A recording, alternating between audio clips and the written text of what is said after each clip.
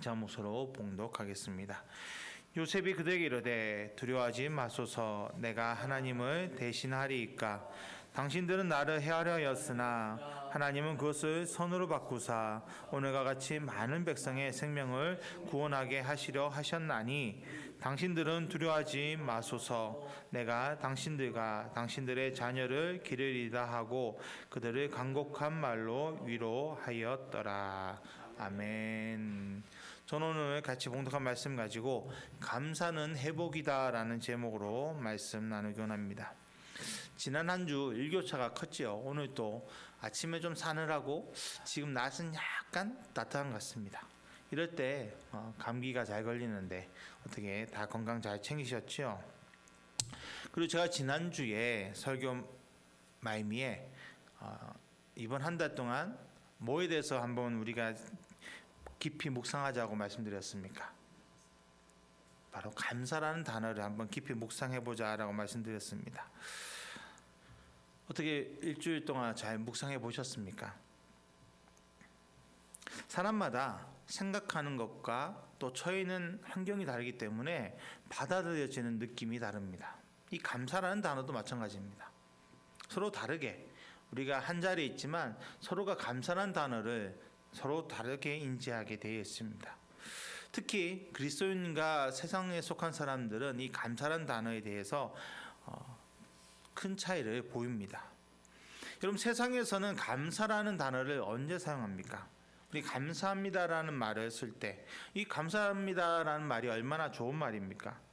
서로에게 호감도 주고 또 그 듣는 사람은 뿌듯함도 느끼는 말이 바로 이 감사합니다라는 단어입니다.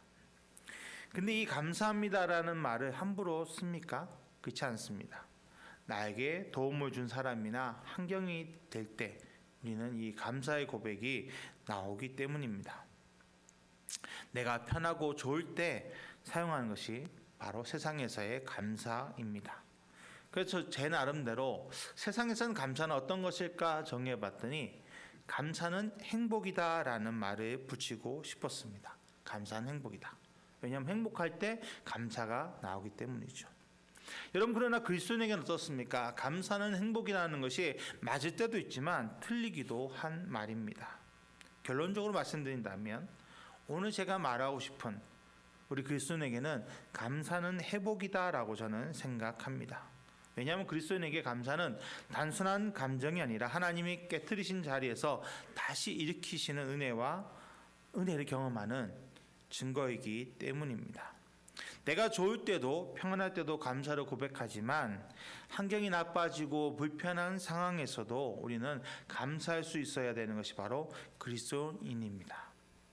저는 그리스도인으로서 감사는 회복이라는 말의 의미와 무엇을 또 감사해야 하며 어떻게 감사해야 되는지를 오늘 요셉을 통해서 같이 살펴보기를 원합니다. 첫째로 감사와 회복의 관계에 대해서 생각해 보기 원합니다. 서두에서 말씀드렸다시피 세상에 속한 사람들은 자기에게 유익이 되고 행복하게 될 때 감사라는 말을 떠올리게 됩니다. 그렇다면 반대로 자기에게 불이익이 되고 불행하게 될 때는 감사라는 단어를 쓰지 않는다라는 것입니다. 그래서 어떻습니까? 세상에서는요, 자기를 불행하게 만든 사람들에 대한 복수심을 가지게 됩니다. 그 힘만 있으면 그 복수하는 것을 어떻게 보면 당연한 것으로 받아들입니다. 중국 속담에 이런 말이 있습니다. 군자의 복수는 10년이 걸려도 늦지 않다. 그러니까 군자는 함부로 감정에 휘둘려서 움직이지 않는다. 그리고 뭔가를 철저히 준비해라 라는 말로 우리가 이해되는 말이지만 여러분 생각해 보십시오. 누군가를 향해 10년 동안 미움을 가지고 살아간다. 어떨까요? 그 사람의 삶이 어떠하다고 생각하십니까? 잠언 15장 13절에 마음의 즐거움은 얼굴을 빛나게 하여도 마음의 근심은 심령을 상하게 한다라고 분명하게 말씀하고 있습니다. 성경 말씀뿐만 아니라 현대 심리학에서도요, 마음에 미움과 분노를 가지고 있으면 사람의 몸과 정신이 피폐해진다라고 말하고 있습니다. 오늘 우리 같이 살펴보고자 하는 성경 인물 요셉은 정말 파란만장한 인생을 살았던 사람입니다. 그 어렸을 때는 그 아버지 야곱에게 너무 큰 사랑을 받았습니다. 형제들 가운데서도 가장 큰 사랑을 받아서 형제들과 다른 채색 옷을 입고 살았습니다. 그냥 그 집에서의 1순위였어요. 요셉이. 근데 그랬던 요셉이 형들에게 미움받고 노예상에게 팔립니다. 그리고 먼 이국 땅인 애굽에 와서 그 시위대장 보디발의 집에 노예로 팔립니다. 그러다가 보디발 눈에 띄어서 가정 총무가 됩니다. 이제 조금 풀린 것 같은데 보디발의 아내에게 억울한 누명을 쓰고 옥에 갇혀버립니다. 물론 그 모든 상황에서도 하나님이 함께 하셔서 요셉을 도우시고 보호하여 주셨습니다. 그래서 그가 애굽의 총리가 되었습니다. 그렇지만 그 형들에게 받았던 그 상처가 쉽게 사라질 수 있었을까요? 여러분, 애굽은 그 당시에 강대국이었습니다. 그곳의 2인자인 총리가 된 요셉, 엄청난 권력을 가진 자리에 앉게 되었습니다. 요셉이 마음만 먹으면요, 형들을 죽이기는 너무나 쉬웠을 것입니다. 아니, 죽이지 않더라도 그 아버지 야곱에게 형들이 어떤 짓을 했는지를 고자질만 했대도 그 형들은 집에서 쫓겨나고 아무것도 가지지 못하는 빈털터리가 될 수밖에 없었을 것입니다. 그런데 요셉은 그러지 않았습니다. 창세기 45장 5절에 당신들이 날 이곳에 팔았다고 해서 근심하지 마소서, 한탄하지 마소서. 하나님이 생명을 구원하시려고 나를 당신들보다 먼저 보내셨나이다. 창세기 45장 7절 8절에 하나님의 큰 구원으로 당신들의 생명을 보존하고 당신들의 후손을 세상에 두시려고 나를 당신들보다 먼저 보내셨나니 그러즉 나를 이리로 보낸 이는 당신들이 아니요 하나님이시라. 하나님이 나를 바로에게 아버지로 삼으시고 그 온 집의 주로 삼으시며 애굽 온 땅의 통치자로 삼으셨나이다 라고 고백함이 기록되어 있습니다. 여러분, 우리가 성경을 보면 요셉이 원망했다, 불평했다라는 말은 기록되어 있지 않습니다. 그렇지만 여러분 생각해 보세요. 그렇게 편안하게 자유롭게 살았던 요셉이 어느 날 갑자기 노예가 되어서 하지도 않던 그 막중한 노동을 했다면 여러분, 원망과 불평한 것은 당연하지 않았겠습니까? 너무나 자연스럽게 자기를 판 형들에 대한 미움을 가지고 분노를 가지고 요셉은 하루하루 지냈을 수도 있습니다. 근데 그 모든 분노의 종착점이 어디였을까요? 바로 하나님이었습니다. 자기 아버지 야곱의 하나님에 대해서 어렸을 때부터 들었습니다. 할아버지 이삭을 통해서도 하나님이 우리 도우셨다라는 얘기를 듣고 자랐습니다. 근데 지금 나는 고난 가운데 있는데, 아픔 가운데 있는데 그 전능하신 하나님이 왜 나를 도와주지 않으시는가? 왜 나의 억울함을 듣지 않으시는가라는 원망과 불평이 그의 마음에서 솟아날 수밖에 없었을 것입니다. 왜 침묵하시는가? 정말 하나님은 살아계시는가라는 의문을 가졌던 것이죠. 그런데 요셉이 그 사망의 음침한 골짜기 같은 길을 걷고 있을 때 하나님은 그와 함께 하셨다고 말씀합니다. 창세기 39장 2절로 3절에 여호와께서 요셉과 함께 하심으로 그가 형통한 자가 되어 그의 주인 애굽 사람의 집에 있으니 그의 주인이 여호와께서 그와 함께 하심을 보며 또 여호와께서 그의 범사에 형통하게 하심을 보았더라. 21절에 여호와께서 요셉과 함께 하시고 그에게 인자를 더하사 간수상에게 은혜를 받게 하시매라고 기록하고 있습니다. 사망의 음침한 골짜기에 걷는 것 같은 요셉에게 하나님이 함께 하셔서 권능의 발로 그를 안아 주셨다라는 것입니다. 하나님은 요셉의 마음에 있는 원망과 불평을 하나 둘 녹여가기 시작하셨다라는 것입니다. 여러분, 노예였던 요셉이 보디발 아내에게 억울하게 누명을 썼을 때 노예입니다. 물건이었습니다. 그 당시에는. 보디발이 죽여도 어쩔 수 없었습니다. 방법이 없었습니다. 그런데 옥에 갇혔습니다. 하나님이 보디발의 마음을 만지셨기 때문에 요셉을 구하시기 위해서 옥에 갇히게 하셨습니다. 그리고 가장 밑바닥 같았던 그 옥이 여러분, 우리가 알죠? 어떻게 됐습니까? 애굽의 총리가 되게 만드는 초고속 승진하는 엘리베이터가 되었다라는 것입니다. 이런 경험들이 요셉의 마음에 있던 원망과 불평을 하나님의 은혜로 바꿔가기 시작했습니다. 여러분, 요셉을 형통한 자라고 불렀던 것은요, 그가 처해 있는 환경이 좋아서가 아닙니다. 사망의 음침한 골짜기에 걸었지만 하나님과 함께 있기에 그를 형통한 자라고 평가할 수 있는 것이었습니다. 그 정말 사망의 음침한 골짜기 같은 그 길을 걸으면서 요셉은 의문을 가졌습니다. 나를 왜 이렇게 인도하실까? 왜 나를 이렇게 아프게 하실까? 근데 총리가 되고 난 후 그는 깨닫게 되시오. 하나님이 많은 생명을 구하기 위해 나를 이렇게 인도하셨구나. 그것을 깨닫게 되자 자기를 판 형들이 미워지지 않는 겁니다. 왜요? 하나님 은혜가 너무나 커서. 형들을 향한 미움보다는 하나님이 허락하신 그 사랑과 은혜와 능력이 너무나 커서 그 마음에 있는 분노와 미움이 점점 사라진 것입니다. 그래서 형들을 진정으로 용서하는 사람이 되었습니다. 여러분, 요셉의 회복이 하루아침에 되었다라고 생각하십니까?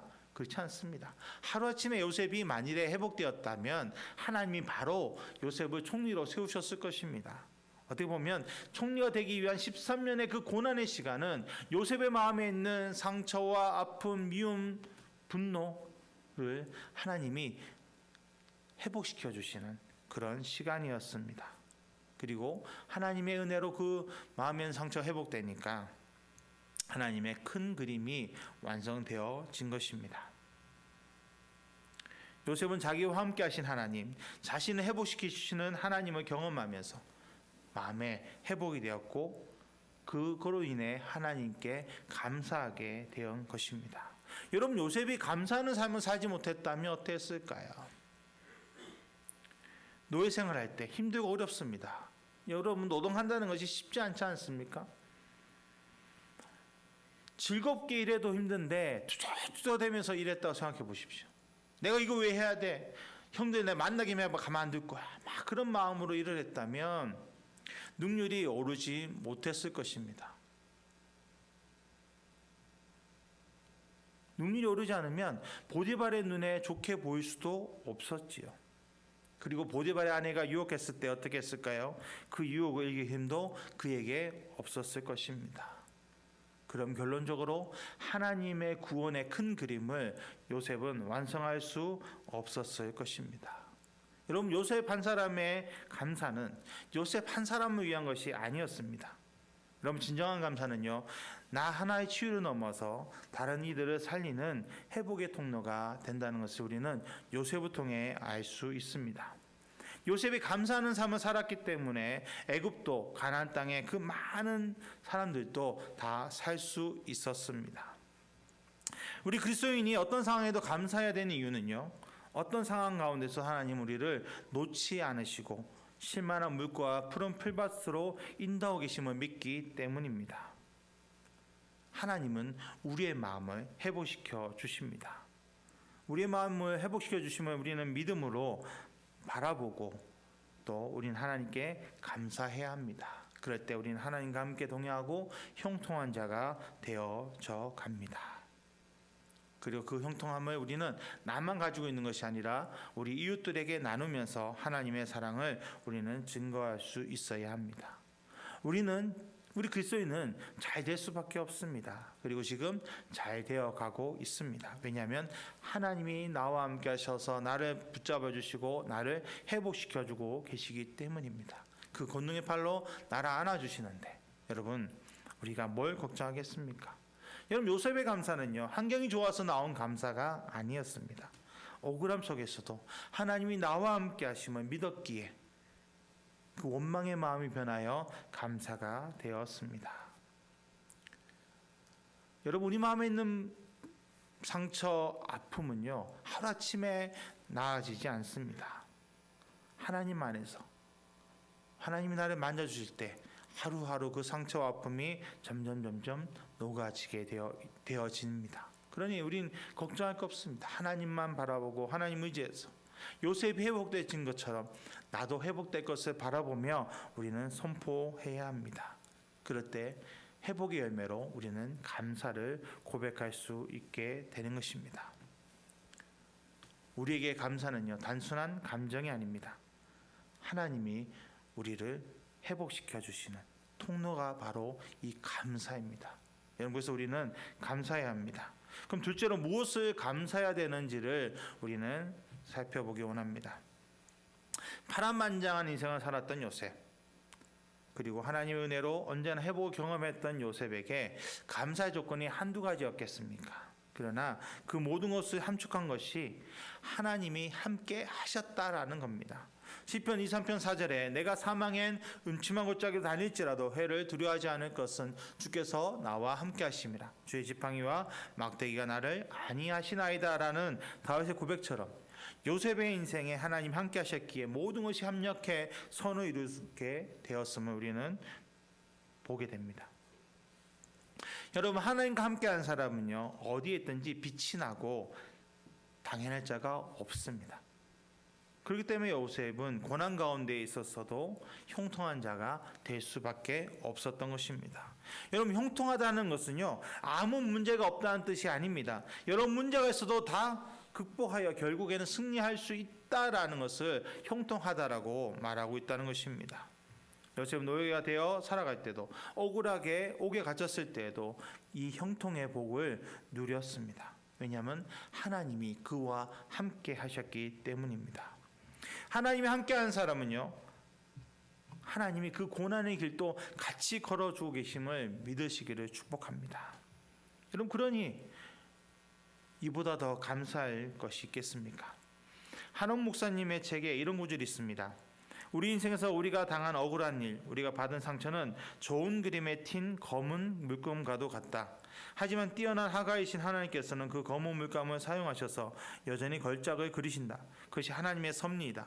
인간의 한정된 생각으로는 어떻게 그런 일이 가능할지 이해할 수 없다. 하지만 그저 믿음으로 받아들이면 된다.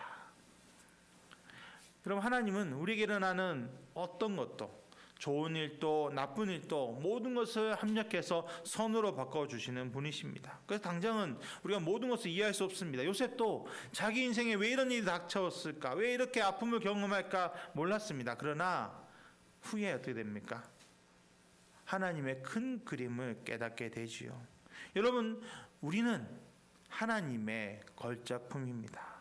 지금 하나님 우리를 정말 걸작품으로 만들어가고 계십니다.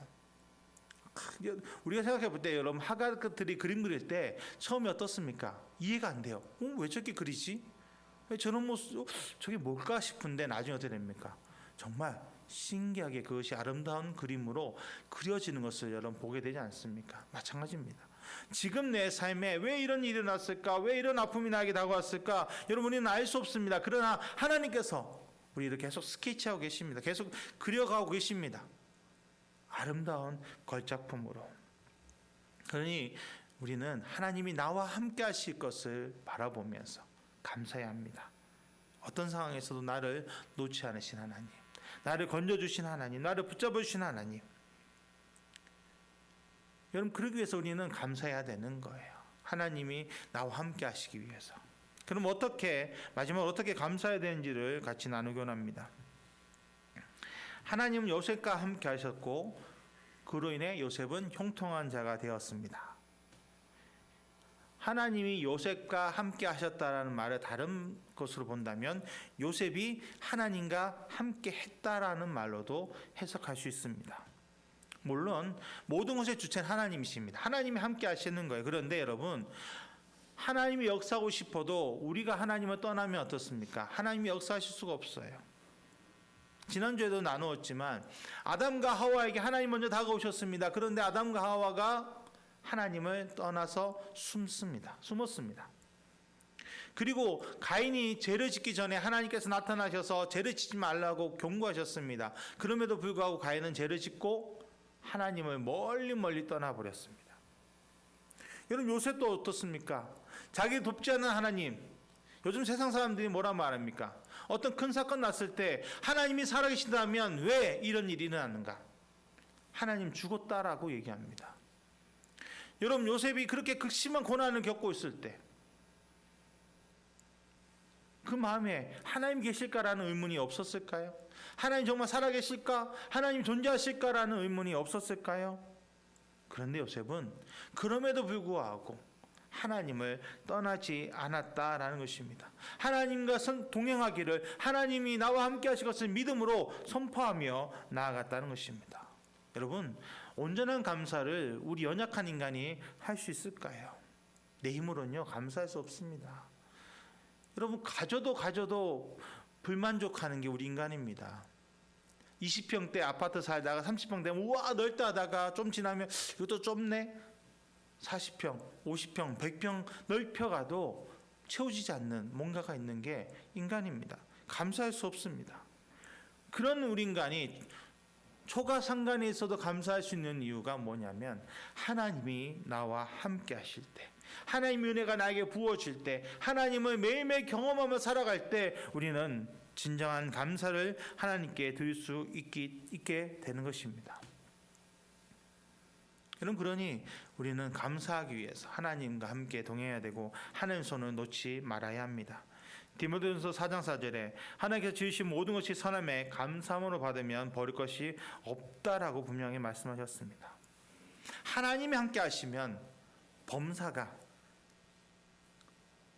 감사로 바뀌게 된다는 겁니다. 환경이 바뀐다는 의미가 아닙니다. 환경 그대로지만 하나님이 나와 함께 하시기에 내 눈이 바뀐다는 겁니다. 내 마음이 바뀐다는 겁니다. 내 생각이 바뀐다는 겁니다. 나를 위한 하나님의 사랑임을, 이 모든 것이 나를 위해서 하나님이 예비하셨음을 믿는 겁니다. 고난도, 아픔도 그를 통해서 우리를 더 성숙해 하기 원하는 하나님의 사랑임을 고백하는 것. 그럴 때 우리 안에서 감사가 흘러넘칩니다. 요셉도 그러했습니다. 그래서 그가 노예로 살 때도, 가정 총무가 되었어도, 억울하게 옥에 갇혔을 때도 그는 그 자리에서 감사함으로 나아갈 수 있었습니다. 여러분, 혹시라도 내 삶이 요셉처럼 앞뒤가 다 막혔다고 생각되신 분이 계십니까?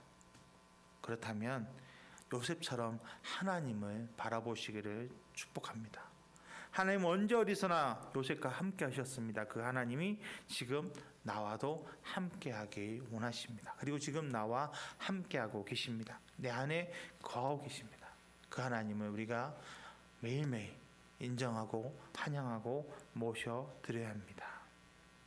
그리고 우리는 지금 나에게 있는 것을, 내 손에 있는 것부터, 내가 가지고 있는 것부터 우리는 감사하는 훈련을 해야 합니다. 여러분, 요셉이 노예 때 그에게 무엇이 있었겠습니까? 맛있는 음식이 있었겠습니까? 그렇다고 푸짐했겠습니까? 정말 미쩍 마른 빵 한 조각, 식은 수프 하나, 한 그릇, 그거밖에 없었을 것입니다. 그럼에도 요셉은요 그것을 감사함으로 먹었을 것입니다. 그리고 푹신한 침대도 없었을 거예요. 딱딱한 바닥에 정말 이불도 없이 잤을 것입니다. 그럼에도 요셉은 감사했습니다. 여러분, 우리는 있는 것을 보면서 내가 가지지 못한 것으로 인해서 원망하고 불평할 때가 많습니다. 남들이 이걸 가졌는데 나는 왜 없을까? 남들이 이렇게 잘 돼가는데 나는 왜 이렇게 안 될까? 여러분, 근데 원망과 불평만 드러놓으면요 감사의 조건들이 점점 사라집니다. 그렇기 때문에 우리는 하나님 은혜를 받아서 내 눈이 바뀌어야 합니다. 나에게 주신 것부터 우리는 감사해 주셔야 합니다. 바람 막아줄 집이 있음에 감사하고, 먹을 음식이 있음에 감사하고, 예배 드릴 수 있는 교회가 있음에 감사하고, 무엇보다 우리가 마음 편하게, 여러분, 북한에서는 하나님을 예배할 수 없습니다. 드러내놓고. 근데 지금 우리는 어떻습니까? 하나님 예배도 잡아가지 않습니다. 편하게 우리는 예배 드릴 수 있고 하나님을 높일 수 있는 그런 환경에 살고 있습니다. 이런 것부터 우리는 감사할 수 있어야 합니다. 작은 것부터 감사하기 시작할 때 우리의 마음의 문이 열리고 그 열린 마음에 하나님의 은혜가 더 부어지게 될 것입니다. 여러분, 감사의 궁극적인 이유는요 하나님이 나에게 무엇을 주셨느냐가 아닙니다. 그분 자신이 나의 하나님이시기 때문에 우리는 감사해야 되는 것입니다. 요셉의 환경이 아니라 하나님께 초점을 두었기에 감사할 수 있었던 것처럼 여러분, 우리도 하나님께 초점을 둬야 합니다. 하나님만 바라보면서 감사하는 그런 귀한 성도 되시기를 축복합니다.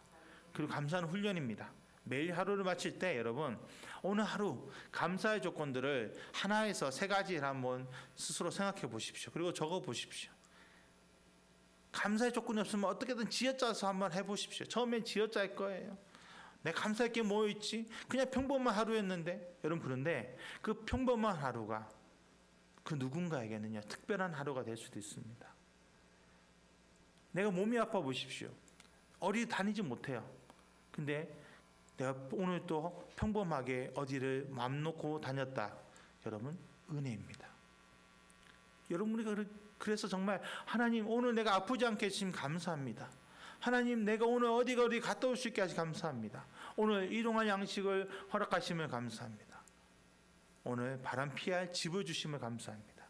그런 작은 것부터 우리는 감사하기 시작하면요, 점점 우리가 감사의 눈이 열립니다. 그리고 정말 하나님이 내 인생에 부으시는 그런 감사의 조건들을 더 바라보게 될 것입니다.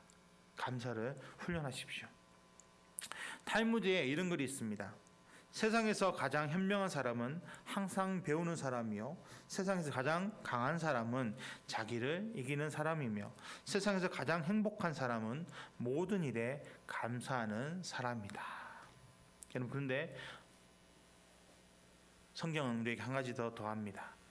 감사의 근거는 단지 긍정적인 태도가 아니라 예수 그리스도를 통해 우리를 회복시키는 하나님의 사랑 때문이다.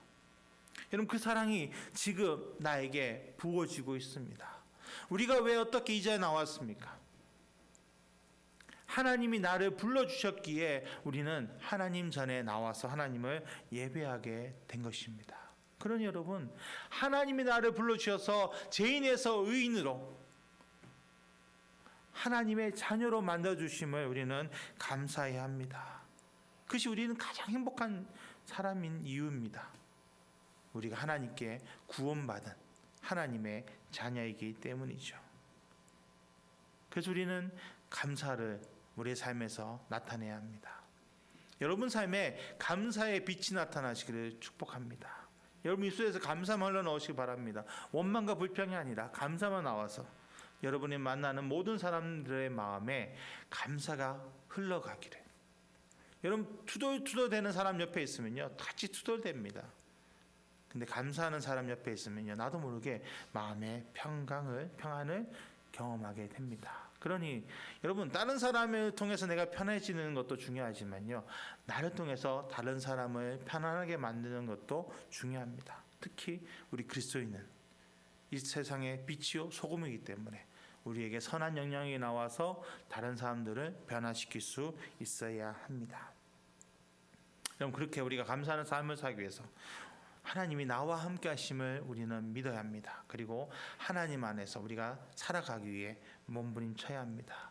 말씀 읽고 기도하면서 하나님 앞에서 더 가까이 나가기 위해, 하나님 은혜 더 받기 위해 우리는 하루하루를 살아가야 합니다. 여러분, 감사는 단순한 말이 아닙니다. 감사는 회복입니다. 감사할 때 우리의 마음이, 관계가, 믿음이 회복되어집니다. 이 회복의 은혜가 오늘 우리 사랑하는 귀한 성도님들의 삶에 흘러넘치시기를 소망합니다. 그리고 이 11월 한 달 감사의 달이라고 우리는 말하지 않습니까?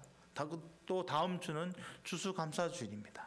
정말 우리가 감사에 대해서 더 깊이 묵상하면서 하나님께 나아가는 귀한 성도 되시기를 예수님의 이름으로 축복합니다. 기도하겠습니다. 하나님 감사합니다. 하나님 의지합니다. 찬양합니다. 우리 가운데 임하셔서 우리를 사랑하시는 그 아버지를 이 시간 고백합니다. 하나님의 사랑 때문에 우리는 이 땅을 살아갈 때 감사하며 살아야 합니다.